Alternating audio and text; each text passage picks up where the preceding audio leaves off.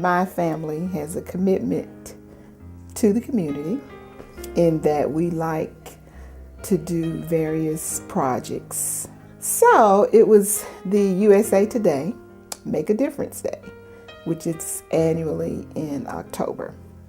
And I was looking for something to do that would make a difference. So as I searched the internet,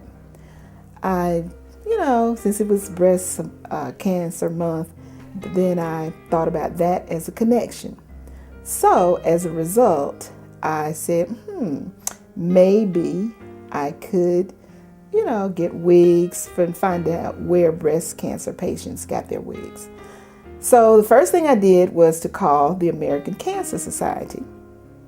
And of course, when I called them up and my question was, do you need any wigs? And they said no. A very quick response and very like, hello, goodbye. So I was like really shocked at that. And I then said, well, let me call the national office because I could not believe that. I called the national office, 1-800, whatever. And once again, I was told no, that they did not need any wigs, which I just could not believe it. So on a second thought, I said, well, do you need any wigs that would be suitable for African American women? And then that's when the lady almost jumped through the phone. And she was, there was such a tremendous need. And I explained to her what I was interested in doing. And then she said, well, let me call the local office because I know that there's a tremendous need. So she called the local office, and then they in turn gave me a call. And I talked with them and told them what I wanted to do. And it went from there. We actually had a hard time getting the ladies. And through various contacts, we did, because we were saying, okay, this is the project. We have lined up a day where you can come in, have a makeover. So we spent about 2 weeks actually trying to find different people. And so it was through various personal friends, some of my adopted children, and I have plenty of those, that brought people to the table. And so when the ladies came, of course, they didn't know what to expect, but they knew through personal relationships that it was something that might be good. I found out about the program through one of my church members that is one of the links. And she approached me and asked me, would I like to participate and give my testimony of my cancer and the progress and the process that I had been through and have made? And I told her yes. And it's been wonderful, wonderful. I was recovering from my breast cancer treatment, but I worked at HealthSpring. So some church member had talked to someone at HealthSpring and asked them if they knew anyone who was a survivor or going through cancer treatment. And one of the ladies there gave them my name, and they called me and asked me would I like to participate. Well, at that point, I was really in a low spot. I had 6 months of chemo and radiation and so many things. And I thought, well, yes, I will do that. I could use a pick-me-up. I wasn't quite sure what to expect, but I thought, well, this could be something good for me. So I said, okay, I'll be happy to do it. Well, actually, I am involved in a program called the Witness Project, and it's a breast and cervical cancer education program. And one of the ladies that kind of has been part of us gave one of the other survivors a call and included me because she knew of us being survivors and asked us if we'd be willing to participate in this project, Crowning Glory. So, of course, we said yes.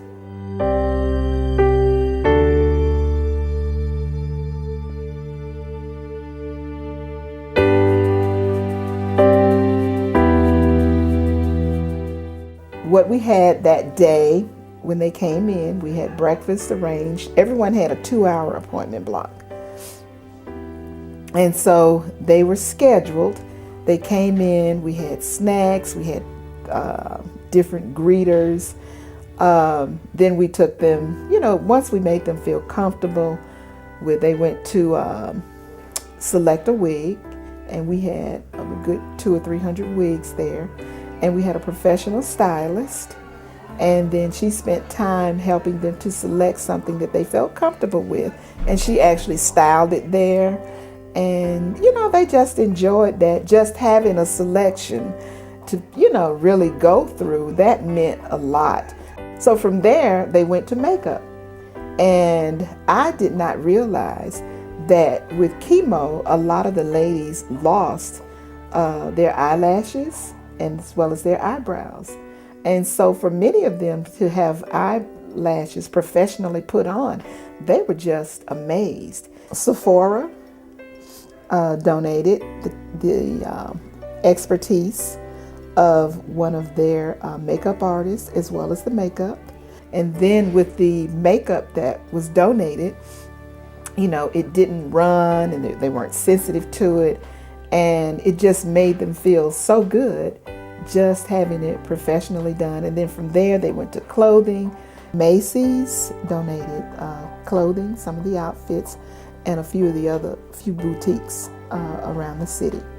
And we had wonderful outfits and, good jazz music playing in the background. And from there, they went to take the pictures. So it was just a very spiritual day. The spirit of enthusiasm and love was felt the minute you entered the door. It was just all hands on deck and take you to station to station. What was funny for me though was when they told me that they would have clothes there that you could wear, I didn't believe them nor did I trust them because I'm a plus size woman, and I said, I'll bring my own clothes. I'll bring my own clothes because I didn't want to be embarrassed. But there was nothing embarrassing about anything. So whether you were worried about shoe size or dress size or makeup or hair, they were prepared from A to Z to pamper you. The first room they took me to was the fashion room, where we were supposed to select an outfit. And the first thing they asked me was my size, and I couldn't tell them my size because I had lost a lot of weight due to my bone marrow transplant, and so I didn't really know my size. So we kind of had to go through a few things to find that, but then also to find something that would suit me. And what I had in mind was altogether different from what Gemma had in mind. And it kind of opened the door for me to some new ways of looking at myself and my wardrobe. Frankly, at first, my first inclination was to say, oh no, that is way too young for me. But I decided, well, this is an adventure, so why not be adventurous? Why not just go with the flow and let's see what happens. They made us feel beautiful with the professional job, the makeup job that they did was with us. Now that was the first time I had been actually professionally made up because I did all the makeup myself and I'm like, wow, I got airbrushed and everything, didn't even know what that was, and so I was tickled pink. When I finished with my makeup and everything, I was told I looked like Patty, and so I was renamed from Maddie to Patty, so I really pretty much felt like the diva Patty, so it was just really just delightsome, and I just really enjoyed it. It was just a good experience. I've never been involved in really a makeover, and not like to that extent, and I loved it.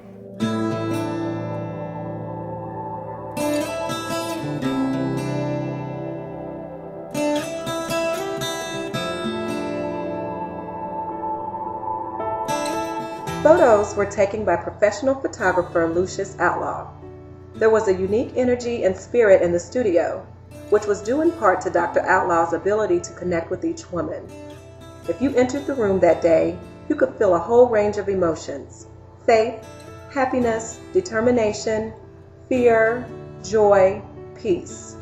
I went for the actual photo shoot, and there were numerous poses, and he was really good about letting you see what he had shot. So that was good. You got to immediate feedback. He was just warm and friendly and very, very pleasant. So I enjoyed working with him. The photographer was wonderful. He made me feel good about myself. He said, "You are a beautiful woman and you still have so much beauty, and you should know that." And I began to believe, well, maybe I am not just over with life yet. I never thought really I was model material. So I actually got to experience what models really do, because he did it like we were his models. He, took the pictures, he put me at ease, and he was very patient. And frankly, at that time, I was in a lot of pain, and I wanted to smile, and I wanted to, take advantage of this situation, because he said, you can, do this as long as you feel like it. It's your shoot. I don't know that I was at my best or giving my best during the pictures, but that just goes to show his level of professionalism, because he took me when I was really not feeling good, and he made me come across in those pictures as being somebody who had done that before with a lot of experience, and so that's a tribute to Lucius. Within the structure of the links, what we're trying to do is to really get it formatted in a particular program so that we can have this in different cities. Because obviously I did not realize that there was such a need. And the part of it that's really exciting for me is not just the wig itself. It is the emotional empowerment of Black women, wherein they are made, it's not the sickness or anything, but again, going back to feeling good about yourself and transferring that energy to those around you.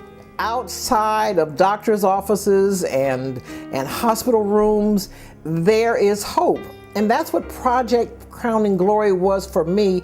It was a reminder. It was a reminder that in recovery, you need friends, you need family, and you need a support group such as all the ladies and the men that participated in Project Crowning Glory. I get to the point now where I dress before I leave instead of in my car throwing on just a little makeup, little lipstick.